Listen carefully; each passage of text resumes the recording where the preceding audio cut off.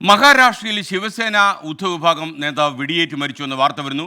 അഭിഷേക് ഗോസൽക്കർ എന്നയാളാണ് ഫേസ്ബുക്ക് ലൈവിനിടെ കൊല്ലപ്പെട്ടതെന്ന വാർത്തയുണ്ട്. അക്രമി മൗറീസ് നൊറോണ സ്വയം വെടിവെച്ച് മരിച്ചു. രാധാകൃഷ്ണൻ ചേരുന്നു വിവരങ്ങളുമായി. രാധാകൃഷ്ണൻ, ലൈവ് പോകുന്നതിനിടയിൽ വെടിയേറ്റ് മരിച്ചു എന്നാണോ വാർത്ത? വിവരങ്ങൾ. ഗുഡ് മോർണിംഗ്, പറയൂ. Good morning S K. ഈ വിനോദ് ഗോസാൽക്കർ ഈ മഹാരാഷ്ട്രയിലെ ഒരു പ്രധാനപ്പെട്ട ശിവസേനയുടെ നേതാവായിരുന്നു.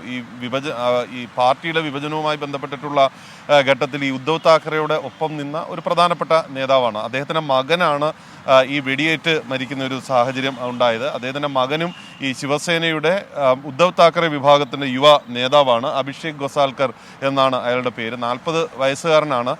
രണ്ട് പേർ ഇവർ രണ്ടുപേരും തമ്മിലുള്ള തർക്കമാണ് ഈ ഇങ്ങനെയുള്ള ഒരു ക്രൂര കൊലപാതകത്തിലേക്ക് കലാശിച്ചത് എന്നാണ് നമുക്കറിയാനായിട്ട് സാധിക്കുന്നത്. ഈ നൊറോണയുമായിട്ട് ഇയാൾ കുറച്ച് നാളുകളായിട്ട് വലിയ കലഹത്തിലായിരുന്നു.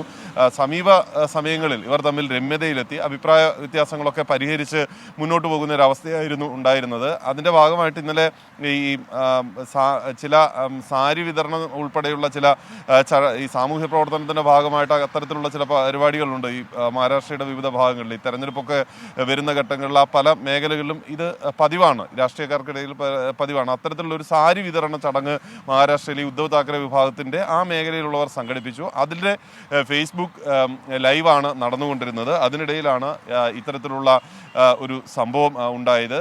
ഈ നൊറോണ വെടിവെക്കുകയായിരുന്നു. ലൈവിൽ തന്നെ അത് ഈ ലൈവ് ചെയ്യുന്ന സമയത്ത് തന്നെയാണ് ആ സംഭവം ഉണ്ടായത്. അതിനുശേഷം ഈ പ്രതിയും സ്വയം വെടിവെച്ച് മരിക്കുന്ന സാഹചര്യമാണ് ഉണ്ടായത്. ഇതുമായി ബന്ധപ്പെട്ടിട്ടുള്ള വിഷയത്തിൽ കൂടുതൽ അന്വേഷണം നടന്നുകൊണ്ടിരിക്കുകയാണ്. എന്താണ് ഈ പ്രകോപനത്തിലേക്ക്, വളരെ പെട്ടെന്നുള്ള പ്രകോപനത്തിലേക്ക് എത്തിച്ചത് എന്നതിനെ സംബന്ധിച്ച് ഉൾപ്പെടെയുള്ള കാര്യങ്ങളാണ് പോലീസ് അന്വേഷിക്കുന്നത്. ചില അഭിപ്രായങ്ങൾ പറഞ്ഞതാണ് ഗോസാൽക്കർ പറഞ്ഞതാണ് ഇയാളെ പ്രകോപിപ്പിച്ചത് എന്ന് പ്രാഥമികമായിട്ടുള്ള നിഗമനമുണ്ട്. അതല്ല, മുൻപ് ഈ അഭിപ്രായ വ്യത്യാസം പരിഹരിക്കാനായിട്ട് ഉണ്ടാക്കിയ ധാരണ പാലിക്കാത്ത ഒരു അവസ്ഥയുണ്ടായി. അതാണ് പ്രകോപനമെന്നും പറയുന്നുണ്ട്. ഏതായാലും ഇതുമായി ബന്ധപ്പെട്ടുള്ള അന്വേഷണം നടക്കുകയാണ്. S K. Okay, thank you Radhakrishnan.